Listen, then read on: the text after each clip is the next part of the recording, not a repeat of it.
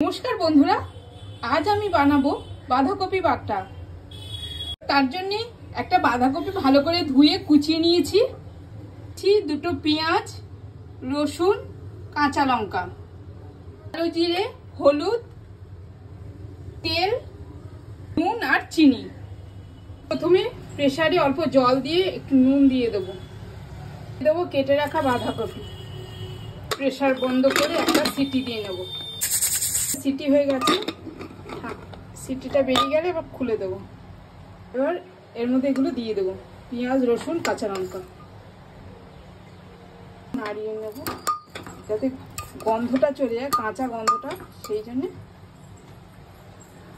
এবার প্রেসার থেকে নিয়ে জল ঝরিয়ে নিলাম। এটাকে এবার ঠান্ডা করব।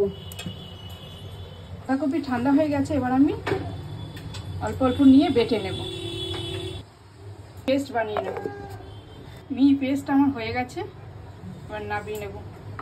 গ্যাসে কড়াই বসিয়ে দিয়েছি, এবার তেল দিয়ে দেবো। তেল গরম হয়ে গেছে, এবার দিয়ে দেবো কালো জিরে। কালো জিরে একটু ভাজা হয়ে গেছে, এবার দিয়ে দেবো বাটা বাঁধাকপি।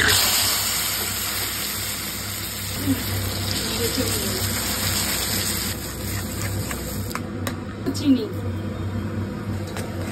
নুন,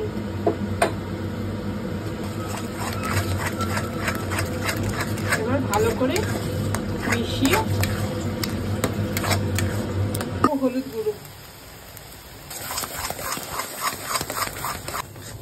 যখনই কোনো বাটাবুটি করবেন এইরকম গোল হয়ে আসবে, তাহলে জানবেন যে হয়ে গেছে। এবার নামিয়ে নেব। বাঁধাকপি বাটা যদি আপনাদের ভালো লেগে থাকে তাহলে অবশ্যই লাইক করবেন, কমেন্ট করবেন। নমস্কার।